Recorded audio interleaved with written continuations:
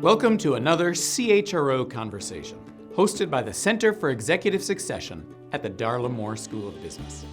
I'm your host, Anthony Nyberg, and today we are speaking with Charlie Tharp. Charlie is an internationally renowned executive compensation expert.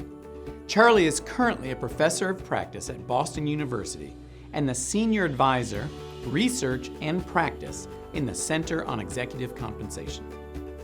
Previously, Charlie held numerous key HR positions, including serving as the CHRO of Bristol Myers Squibb. Charlie is a distinguished fellow of the National Academy of Human Resources, which is the highest honor in the HR profession. Among Charlie's many educational accomplishments, he earned both his PhD and a law degree.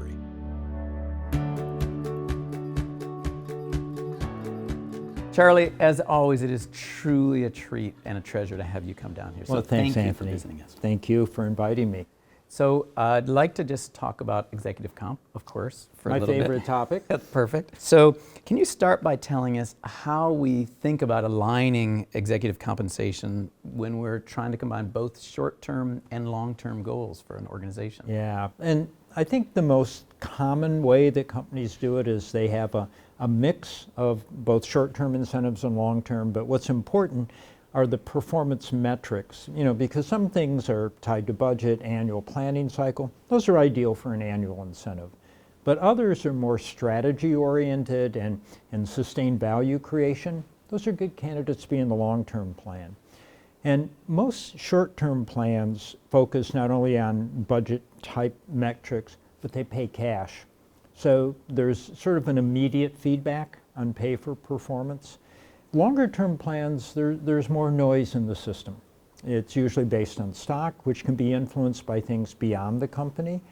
And so we often see in overlapping long-term plans, you'll be in 2 or 3 different awards at once, which hopefully helps mitigate a little bit of the uncertainty in goal setting. But the key is the form of pay, which is usually stock-based longer term because you're trying to serve shareholders, and the metrics that are underneath it, which tend to be growth-oriented metrics, cumulative earnings, market share, things like that. So I think boards spend a lot of time trying to get the right mix.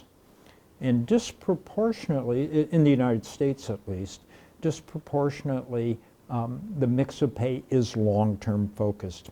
CEO in a big company, probably 60 to 70% of their total pay is on multi-year performance and stock-based. So are boards, and I presume that's primarily the role of the compensation committee, Yep. Are they really focusing carefully on making sure that those short-term awards line up with what they want over the long term? Yeah, and in fact, a quote from one CEO that I've worked with said there's no difference between the short-term and long-term, because the long-term is just a summation of good short-term goals. But you also, during time periods, there are different measures, some that are realistic over an annual basis, profit, revenue, things like that. Others which aren't very good short-term measures, so you do tend to see different measures. As an example, how your stock performs versus other companies. That's a hard thing to do just year to year. You tend to look at sustained performance as investors look at how robust your pipeline is of products, your consistent delivery on financial commitments. So you do see different sort of measures, and the key is picking the right measures that are appropriate short-term and that are more appropriate perhaps long-term. So boards spend a lot of time kind of parsing through what the right metric is for a specific time frame. And then there are special sort of circumstances. Maybe a turnaround situation in a company. Maybe they're having trouble meeting their debt requirements. So cash flow may be a very important short-term metric because of the situation of the company. Or you're just launching a new product, and it depends on the industry. New products, if they don't really hit either the prescribers, if it's a pharmaceutical, the shelf space, if it's consumer product, if you don't get that year jump, long-term kind of doesn't mean as much. It's how do you hit really the new product and get the uptake to it. So it depends on the situation of the company what the right mix is.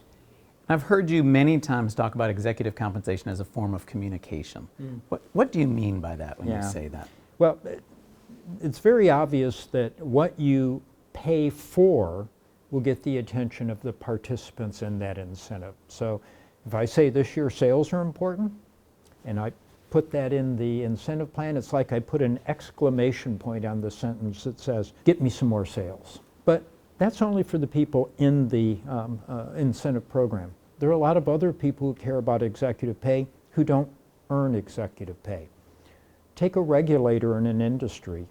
Let's say that you're a utility. How you're managing perhaps the safety, the sustainability, the carbon footprint, really important to your customers, really important to the geographic regulators and legislators. And so making sure that what you put in for performance criteria serves these multi-stakeholders. There's investors, there's the communities in which you operate. So you're communicating to a variety of audiences through your pay program. Also think of a situation maybe where you have to have a reduction in force for cost containment. Board's probably going to be reluctant to have a big increase in executive pay in that year because the message is so inconsistent with what's happening to employees versus what might be happening to executives. You want alignment there. And that gets into a cultural issue that pay also sends a very strong message internally in terms of how you think about the culture. And one of the quotations I think I heard you say, which I really loved, was the difference between a sentence with a question mark at the end and an exclamation point. And the way I think I heard you say it is that an organization can claim its goals for individuals or otherwise, but if there's no pay, that's like having a question mark at the end. And if there's paid tied to it, then it's like an exclamation point. Yeah, and linking pay to different measures of performance is really a statement of how serious you are about it. And companies sometimes get confused, they have too many objectives.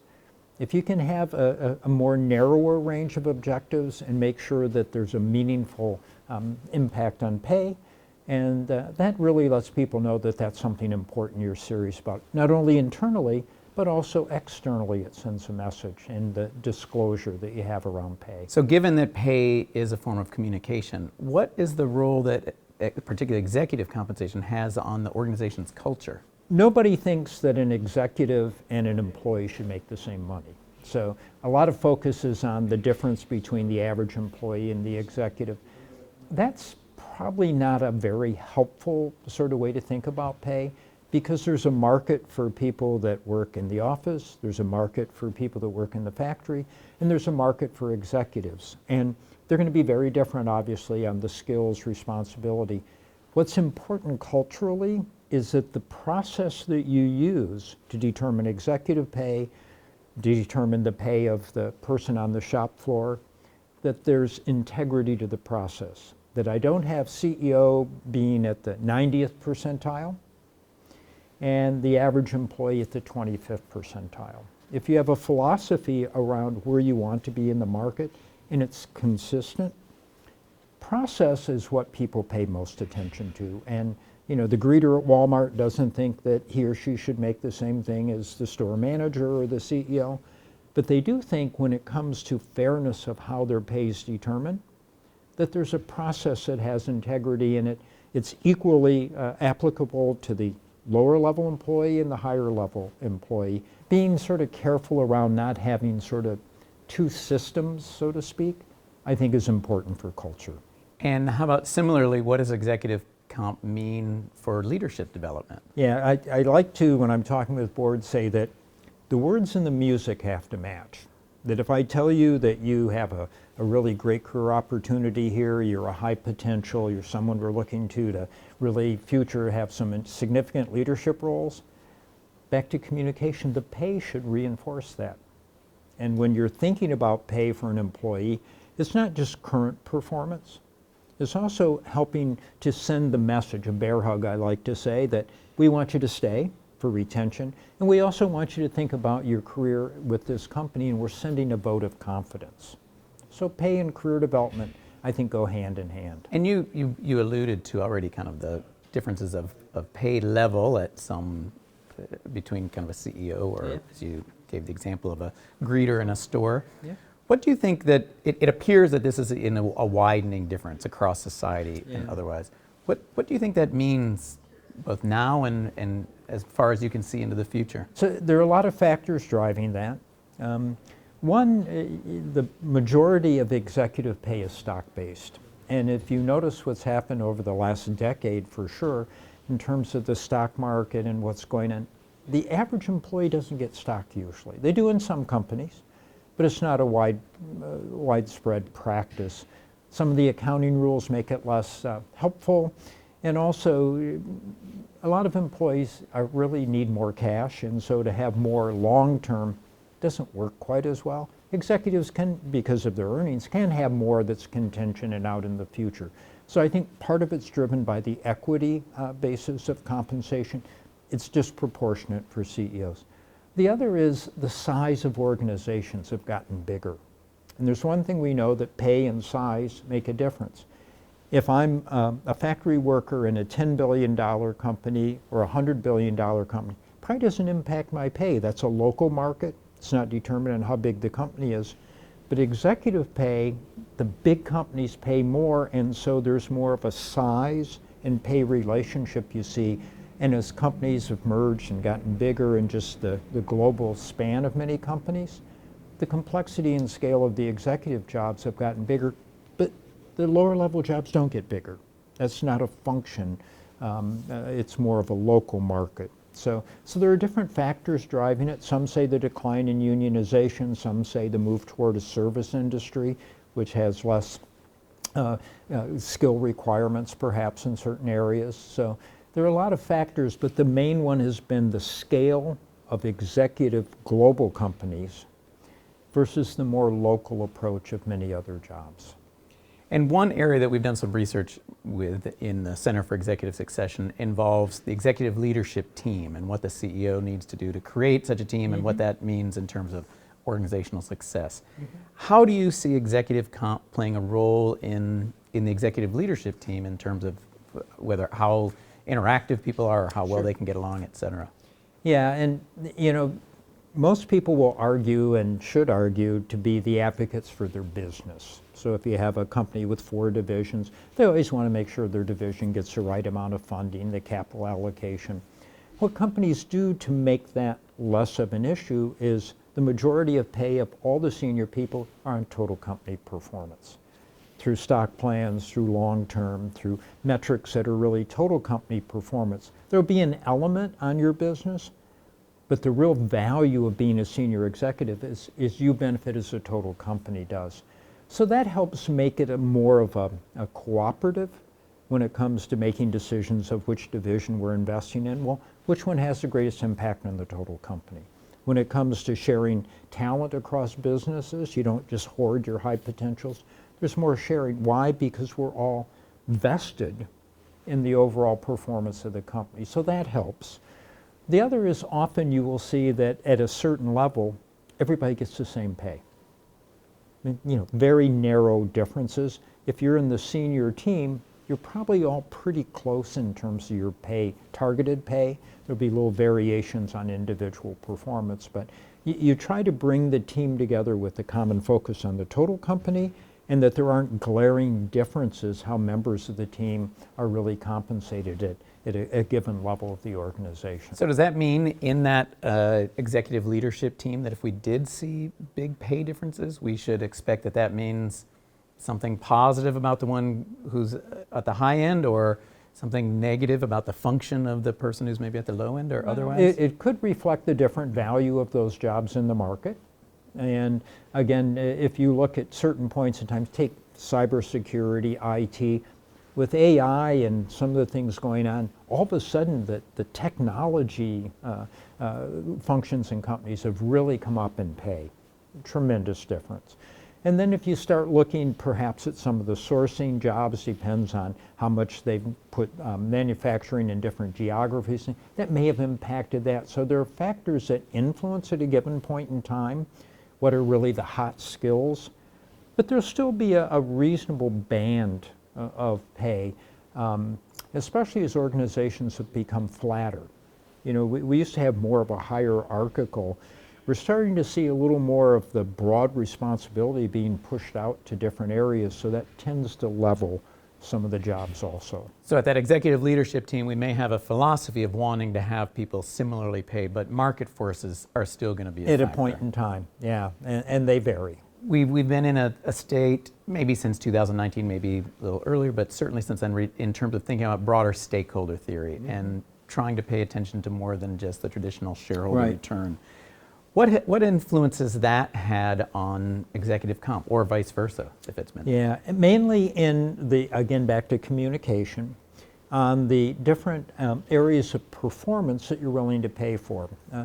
Almost 60%, I think it was 58% last time I looked, of large companies have some aspect of ESG, either environment or social issues, human resource issues, in their incentive metrics. That's a communication to a lot of people who are concerned, as they should be, about the environment, the carbon footprint, greenhouse gas, to gender and pay equity, employee engagement, the fair treatment of employees. So there are metrics that appeal to a lot of different stakeholders. And of course, one of the big stakeholders are the people that own the company, investors and shareholders. That's why you see so much on stock. But under that, you see a lot of performance metrics that really appeal to community, social, environmental issues. So I think we've moved from what used to be called shareholder capitalism to now what's called stakeholder capitalism. And do you think, so in some of those situations where from the external view, it might seem like there's a very small percentage of the CEO's pay is going into something like sustainability or otherwise, is it still a meaningful amount? Yeah, my view and experience is that if you put a dollar on it, people will pay attention. It doesn't have to be a huge amount of pay. At the end of the day, if your financial performance isn't there, you can't really pay bonuses. So to think it would be the biggest part would kind of be defeat the idea that incentives are self-funding. You have to have the financial performance to be able to pay. So they tend to have a smaller amount. And also within that, there are so many competing objectives of companies: market share, gross margin, new product introduction. So you want to make sure you have a balance. And in the balance, I think as companies especially are experimenting with different measures of environmental and social issues, that right now it is a smaller percent, but again, it's still a communication that it's important not only to executives, but to others outside the company, but it is not the dominant share. I think it's enough to get attention. The question is, over time, will it become a bigger percent?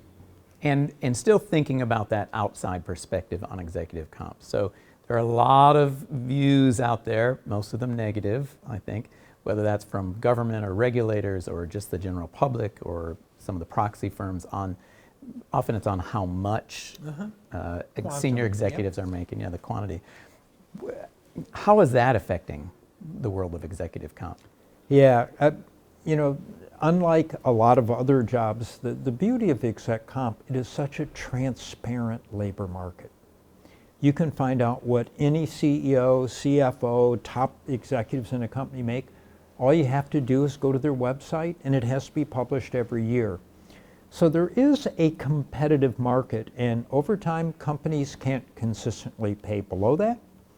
And it's difficult to consistently pay above the market unless your performance is really outstanding. So, most labor markets, and especially senior ones, it's a transparent, competitive market. And, if a company doesn't pay that, they're probably not going to get the right talent. So, having said that, there is significantly higher pay, larger companies, a lot of it's stock-based. But I understand why it's easy to criticize it. And politically, it's a hot football. There are a lot more 40,000 a year voters than 4 million a year voters. So it also has a nice political ring to it. So I don't think we're ever going to solve the question, is executive pay fair? But back to my earlier comment, what we should be able to assess is the process fair of how we set executive pay compared to how we set pay of other employees. That's the true measure of fairness. And in this world that seems to be increasingly uncertain, with wars and, of course, coming out of COVID and the unpredictability of so many other things that are going on, how do organizations go about aligning their own goals with exec comp in those kind of things where it seems like we have a very difficult time predicting what will happen next week? Yeah, no, you're spot on. Boards make 3 decisions around executive pay. They try to determine the market, pay versus whom, so that they're competitive. They decide, as you asked earlier, how much short-term, how much long-term, how much on stock, sort of the form of pay in what form, pay versus whom. The third question is pay for what? It is the hardest decision that boards have to make on executive pay because of uncertainty. So we often see that they'll have, as I mentioned, overlapping awards, because each year you get to have new information and you set new goals for the next performance period. The other is, as you have a relationship between performance and pay, the more uncertain, whether you're going to under or over set goals, you tend to have a flatter relationship so that variance in pay and performance is muted a little bit because of uncertainty. If you were certain, you could have a very steep relationship between pay and performance. The more muted in uncertainty is that little variations in pay and performance versus goals won't have a big jump in pay because it's just so uncertain. So companies use a variety of techniques to do that. Sometimes they just have more that are on what's called time vesting. The stock, you have to stay with the company, and hopefully if the stock goes up, you make more, but there aren't, for a portion of it, necessarily under frame of goals, but rather it's really stock that moves as the price moves, and you have to stay at the company to earn it. So there are different techniques. Are there any trends right now that you see going forward that has really captured your attention, or that you're thinking might make a big difference going forward in the world of executive comp? Yeah, a couple. One has been the increased transparency. I've been doing this for a long time, and it used to be a very curt description of executive pay, and it was very text dense, and it was really hard to understand. Companies spend a lot of time now telling their story. They use helpful graphics. They try to make it reader friendly. They use plain English instead of very technical and financial terms. And so, the average disclosure around pay last time I looked at was over 9,000 words. It's like 30 pages of description, trying to really explain to these various stakeholders, not just investors, the what, the why, and the how of pay. What is it we're trying to do in terms of our market competition? What are we trying to do in terms of driving performance? How are we doing it? The forms of pay, how the different mechanisms work. And then why? Why do we set pay at this level for this job and that job? And really helping people feel as if they were in the room when the decisions were made by the board. That's been an increasing trend.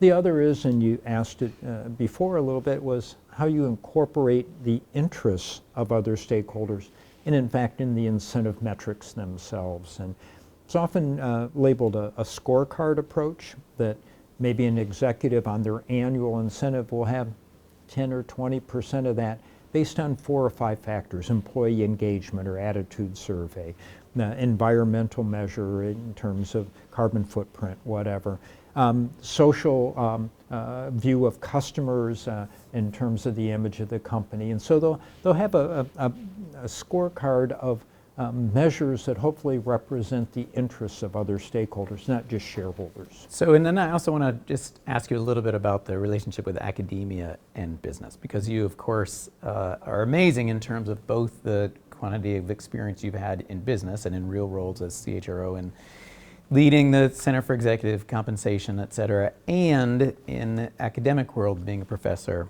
in multiple places and even having your PhD, et cetera. Yeah. What do you think is the ideal way that academics and businesses should be partnering to advance our knowledge of the world? Yeah, what companies can do is do what's best for their company. And it's always tainted a little bit in the eyes of being self-serving and not for the bigger world. Where academics can help is really putting a broader aperture or a broader view on the role of the company and how what they choose to do in pay or culture, how that impacts perhaps the broader performance of the society. And they can be more, I guess, pure in taking an objective view as the impact of various corporate programs. The other is, since they spend a lot of time building models and doing research, they can actually help companies understand better the impact of various performance metrics, form of pay, on how it actually ends up serving these multi-stakeholders. Does it really matter that you have in an annual incentive plan a diversity objective? Or is that too short-sighted? Should it be in the long-term plan? How should you express the impact on the broader society of different initiatives in terms of employee development, location of a plant, to really study that? Does a more gender diverse leadership team lead to higher performance or higher employee satisfaction? A company can't test that. They have an N of one. They look at themselves. Academics actually can provide a much broader view and hopefully a stronger methodological approach to answering some of the questions that would help organizations be more effective and maybe more helpful to society. That's an absolutely important role academics can play. Charlie, as always, thank you for coming down. Thank you for spending time.